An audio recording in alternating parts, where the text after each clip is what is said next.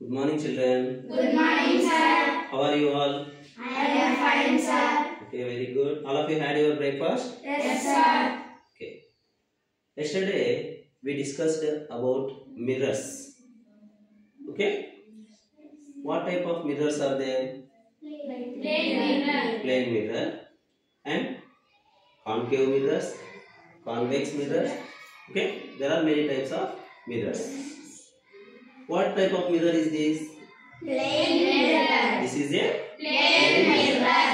Today we discussed about plane mirror and what type of image formed in plane mirror. Okay?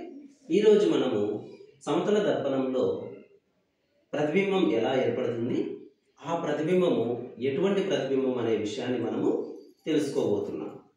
Okay? మరి ఈ ప్రయోగాన్ని చేయడానికి మనకు ఏమేమి అవసరం ఉన్నాయి? Chess board, pencil, plane mirror, సమతల దర్పణం. ఈ పెన్సిల్, షార్ప్నర్ ఇవి రెండు కూడా మనకు వస్తువులుగా ఉపయోగపడతాయి అన్నమాట. ఓకే? ఇక్కడ మనం ఏం చేయాలి అంటే సమతల దర్పణానికి ఆనుకొని చెస్ బోర్డ్ ని ఉంచడం జరిగింది ఇక్కడ. ఓకే? సమతల దర్పణాన్ని ఆనుకొని చెస్ బోర్డ్ ని ఉంచిన తర్వాత మనము వస్తువుగా ఒక షార్ప్నర్ ని తీసుకుంటున్నాం. తీసుకొని ఈ చెస్ బోర్డు పైన ఒక 3 వరుసల తర్వాత సమతల దర్పణం మీద చెస్ బోర్డు పైన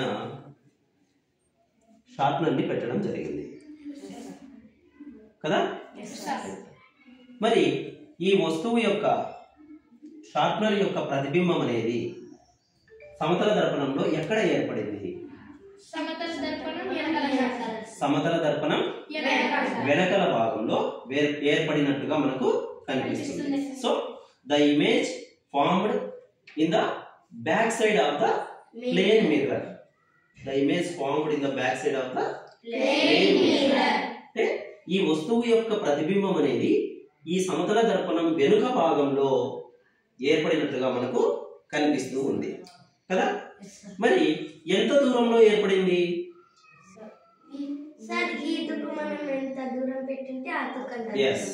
అంటే ఇక్కడ దర్పణం నుంచి వస్తువుకు ఎంత దూరం అయితే ఉందో అంతే దూరంలో, సేమ్ డిస్టెన్స్, దర్పణం వెనుక భాగంలో వస్తువు యొక్క ప్రతిబింబం ఏర్పడినట్టుగా మనకు కనిపిస్తూ ఉంది. ఓకే? ఇక్కడ ఈ వస్తువు యొక్క పరిమాణంలో ఏమైనా మార్పులు కనిపిస్తూ ఉన్నాయా? అంటే మనం పెట్టినటువంటి షార్ప్నర్ యొక్క ప్రతిబింబము పెద్దగా కావడం కానీ చిన్నగా కావడం కానీ ఏమైనా కనిపిస్తూ ఉందా? ఏమైనా మార్పులు కనిపిస్తూ ఉన్నాయా? లేదు. అంటే మనం ఏ వస్తువునైతే ఉంచడం జరిగిందో ఆ వస్తువు యొక్క పరిమాణంలో ఎటువంటి మార్పు కూడా ప్రతిబింబంలో మనకు కనిపించడం లేదు. ఈ విధంగా వస్తువు పరిమాణంలో ఎటువంటి మార్పు కనిపించకుండా సమాన దూరంలో ఏర్పడినటువంటి ఈ ప్రతిబింబాన్ని మనం ఏమంటాము అంటే నిజ ప్రతిబింబం. నిజ ప్రతిబింబం లేదా నిటారు ప్రతిబింబం. నిటారు ప్రతిబింబం, ఇరెక్ట్ ఇమేజ్ అని అంటాం. ఏమంటాము? ఇరెక్ట్ ఇమేజ్ అని అంటాం అన్నమాట. ఓకేనా? ఒకసారి చూడండి, ఈ షార్ప్నర్ నుంచి ఇలాగే పెడదాం. సేమ్ సమాన దూరంలో ఇంకా కాస్త దూరంలో ఒక 2 వరుసల తర్వాత ఒక పెన్సిల్ ని పెట్టడం జరిగింది. ఇక్కడ చూడండి, ఇక్కడ సమతల దర్పణం నుంచి పెన్సిల్ కి మధ్య దూరం చూడండి.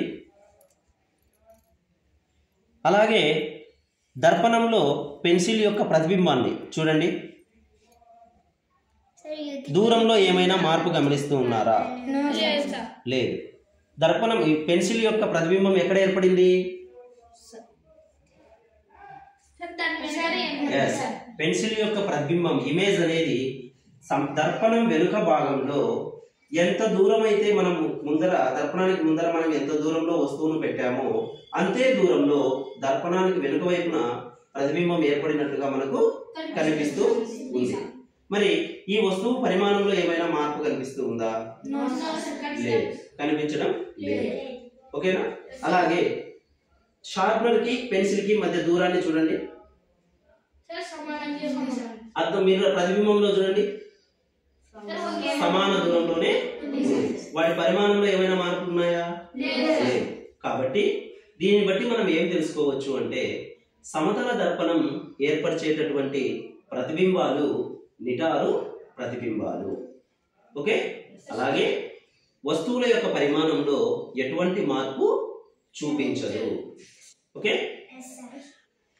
an image formed by a plane mirror is erect and of the same size as the object. Okay, సమతల దర్పణం ఏర్పరిచేటటువంటి ప్రతిబింబాలు అనేవి నిటారు ప్రతిబింబాలు మరియు సమాన పరిమాణం కలిగినటువంటి ప్రతిబింబాలు. ఇది ఈ ప్రయోగం ద్వారా మనము తెలుసుకున్నటువంటి అంశం. ఓకేనా? Very good.